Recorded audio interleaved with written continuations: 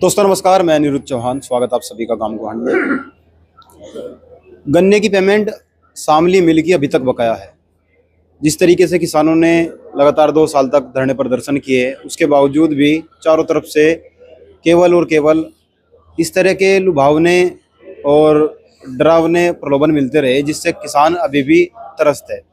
अगर गन्ने की पेमेंट किसानों की समय पर हो जाए तो बहुत सारी समस्याएं किसानों की दूर हो जाती है। अभी हम शामली में हैं और जिस तरीके से किसान लगातार धरने प्रदर्शन कर रहे हैं, अपनी ज्ञापन सौंप रहे हैं, उसको देखकर लगता है कि किसान अभी भी मजबूर है। उत्तर प्रदेश के मुख्यमंत्री योगी आदित्यनाथ जी ने कहा था कि गन्ने की पेमेंट मात्र 14 दिन में मिल जाया करेगी, लेकिन लगभग तीसरे साल भी अभी तक गन्ने की पेमेंट बकाया है।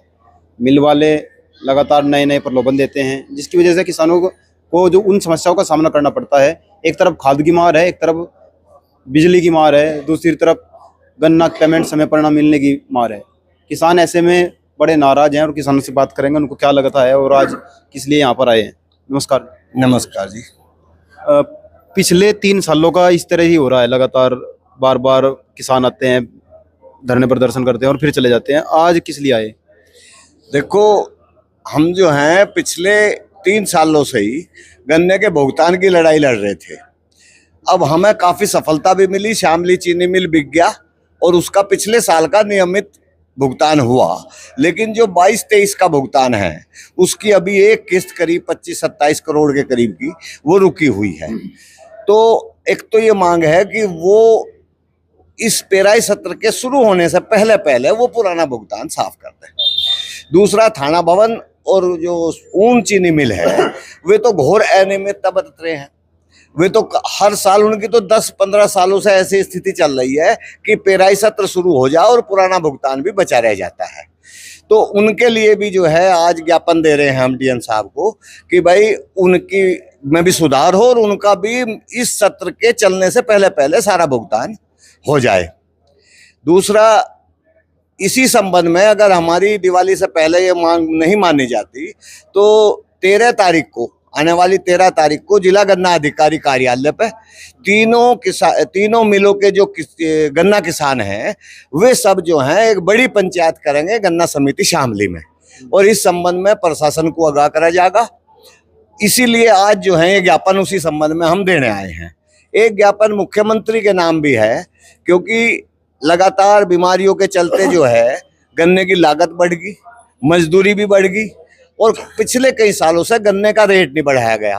तो माननीय मुख्यमंत्री से ये भी हम जो है इस ज्ञापन के माध्यम से मांग कर रहे हैं कि कम से कम यदि 500 रुपये कुंटल गन्ने का भाव होता है तो गन्ना किसानों की समस्याएं हो जाएंगी, वे अपने बच्चों की पढ़ाई भी कर लेंगे। जितने होनहार छात्र हैं, जो खिलाड़ी हैं, वे भी अपना किसानों के जो है आगे निकल जाएंगे, वरना किसानों की हालत जो है वो बदतर होती जा रही है। तो और इसके अलावा एक ज्ञापन जो है, एक यहाँ की समस्या है शामली की, जो निजी चिकित्सक हैं उनके बारे में भी एक ज्ञापन है कि वे ऑपरेशन वगैरह में घोर अनियमितता बरत रहे हैं। वे जो हैं ऑपरेशन पैसे खूब ऐंठ रहे हैं और ऑपरेशन कर दिए, और उनके करे हुए जितने भी ऑपरेशन हैं वे करीब करीब सभी बिगड़ गए, एक-एक, दो-दो ऑपरेशन कर रहे हैं। अभी हमारे कालखंडे खाप के चौधरी हैं बाबा संजय सिंह, तो उनका एक डॉक्टर R.K. ढाका है, उन्होंने ऑपरेशन किया।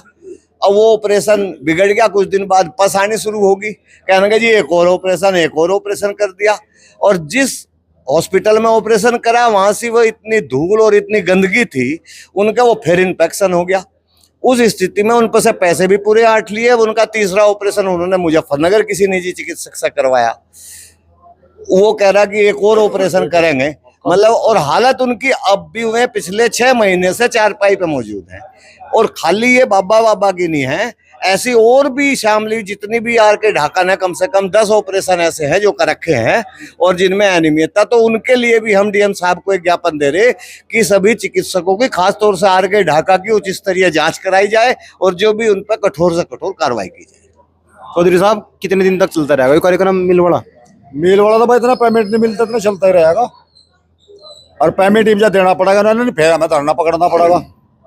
अरे का धरना भाई मिल किसानों का नाम का भी तो काम जुड़े हैं। हाँ, तो भाई तो मजबूरी होगी किसान की। तो भाई अपना पैसा मांगने खातर भी हमें धरना प्रदर्शन करना पड़ेगा। हमारे पास जिसका चाहिए मैं अपना आने का बैठ जाए तो हमें तो देना पड़े। क्या लग रहा है मिल जाएगा नहीं? देखो जी, उम्मीद तो है कि मैं मिलना चाहिए। इनका वादे भी पूरे हो लिए। मैं सितंबर का आखिरी वादा था इनका। अगर भाई पिछले साल जो इन्हें वादे करे थे कि सितंबर में जो है हम निपटा देंगे, तो सितंबर भी जा ली। सितंबर तक हमने बाट देखी। अब 2-3 दिन की छुट्टी थी, इसलिए आज आए भाई डीएम साहब का ज्ञापन देंगे। डीएम साहब के सामने ही समझौता हुआ था कोई सितंबर में पेमेंट कर दिया जाएगा। तो इसी उसमें आ रहे भाई, देखो क्या करेंगे किसान। एक भाई हमारी भी जी जी जब हमारा भी नंबर ले ले, हम भी तेरे चैनल के सामने ही है भाई। एक बात हम भी कहना चाहेंगे, जैसे ये सरकार की नीति और सरकार का हिसाब चल रहा है, उसमें हमने पेपर में भी पढ़ा कि सुप्रीम कोर्ट ने जो चीफ जस्टिस गवाई साहब हैं, उन्होंने एक फरमान जारी किया और फरमान जारी किया कि ये जाति गो ये इस तरीके के, जैसे शामली में बच्चे लिख रहे हैं, गुज्जर है, जाट है, राजपूत है या कोई भी किसी किस्म से है, उनके चालान किए जा रहे हैं। ठीक है, गवाई साहब ने बहुत अच्छा निर्णय लिया और प्रशासन उसका पालन भी कर रहा है। लेकिन प्रशासन जहाँ तक है, हम लोग किसान लोग हैं और हमारे किसान लोगों का कलम जो है, ये समझे एक ये शामली मिल की आरसी भी कटी हुई थी और सुप्रीम कोर्ट का आदेश भी था। यही सुप्रीम कोर्ट के आदेश से हमारे किसानों के बच्चों के, हम लोगों के चालान काटे जा रहे हैं। और यही सुप्रीम कोर्ट का आदेश ये है कि 14 दिन में गन्ना पेमेंट करिए और 14 दिन गन्ना पेमेंट करने के बाद में मतलब अगर नहीं करता तो उसका ब्याज दीजिए। तो ना तो हमारा 14 दिन में पेमेंट हो रहा और ना ही हमें कलम ब्याज दिया जा रहा और ना मतलब जो है ये भी सुप्रीम कोर्ट का ही आदेश है। लेकिन सुप्रीम कोर्ट का आदेश हम गरीबों पे तो और किसानों पे तो चल जाता है, लेकिन इन सरमाएदारों पे क्यों नहीं चलता? इन सरमाएदारों पे भी तो चलना चाहिए। जैसे हमारे बच्चों के चालान काटे जा रहे हैं और मतलब जो है, तो इनका भी तो चालान काट के इनको भी तो जेल में डालना चाहिए। ये भी तो सुप्रीम कोर्ट का आदेश है, लेकिन सुप्रीम कोर्ट का आदेश वहाँ कहाँ चला जाता है और यहाँ कैसे लागू हो जाता है? तो मैं आदरणीय डीएम साहब और एसपी साहब से कहना चाहूँगा कि इन लोगों पे भी कार्रवाई करके और किसानों का जल्दी से जल्दी भुगतान किया जाए। वो ठीक है, मैं ब्याज के हम चाहते हैं कि ठीक है, सुप्रीम कोर्ट के जो आदेश है उसको सभी को मानना चाहिए और हम भी मान रहे हैं, लेकिन इनको भी मनवाना चाहिए। तो जब ही किसानों को थोड़ा सा संतुष्टि होगी हाँ वास्तव में इस देश में कि कानून का राज है। कानून हमारे लिए है, इन लोगों के लिए कोई कानून नहीं है, तो ऐसा कैसे चलेगा? चौधरी साहब, जयंत चौधरी जी कह रहे थे बहुत जल्दी पेमेंट मिल जाएगा, अब हम सरकार में आ गए हैं, तो वो उनके वादे कहाँ गए? राजनीतिक वादे तो सारे झूठे होते चले जाओ। इन्होंने मिल मालिकों ने भी इतने वादे हमारे कर लिए, 2022 तक धरना देने लग रहे हैं। हर साल धरने पर मजबूर कर रखे किसानों को। पिछले साल ये वादा करा गया था धरना उठने से पहले कि सितंबर माह तक पुराना भुगतान कंप्लीट कर दिया जाएगा और किसान इसी आश्वासन पे चुप अपने घर बैठे थे कि सितंबर माह तक हमारा पूर्ण भुगतान हो जाएगा। अभी भी 27 करोड़ रुपए पुराने भुगतान के मिल पे बकाया है।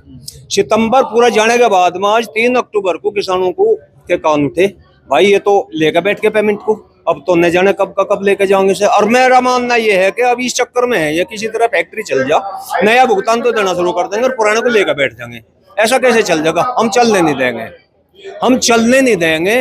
अगर ये भुगतान इसी माह में नहीं कर रहे दिवाली से पहले तो एक बड़ा आंदोलन फिर दोबारा से शुरू होगा। वही धरने, वही प्रदर्शन, और ऐसा भी हो सके कि फैक्ट्री का काम फिर रुकवा के बैठ जाओ, भाई हमारा भुगतान दे दो और उसके बाद फैक्ट्री चला लो। या किसानों का पैसा लेके इसी का ब्याज भुगत रहे ना, आश्वासन दे, मांग लिए दुनिया भर का, भाई ब्याज भी दे दो, ब्याज हमारा मूल ही नहीं दे रहे, ब्याज तो दे देंगे। 3 साल 4 साल अब हो जाएंगे, ये 25 पूरा होते 4 साल हो जाएंगे, हमारा 4 साल का पैसा लिए बैठे किसानों का। ये लोग 27 करोड़ का ब्याज भी देखो कितना बैठा है। वो तो जो है 200 करोड़ 300 करोड़ 350 करोड़ आप लोगों को तो पता ही है। उसे धीरे धीरे करके अब 27 करोड़ लेकर बैठ गए। अब ये देने का मूड में नहीं हमें लग रहा, बिगर आंदोलन के, बिगर इनको दबाव देने के, ये पैसा देने के नहीं, मेरा मानना तो ये है।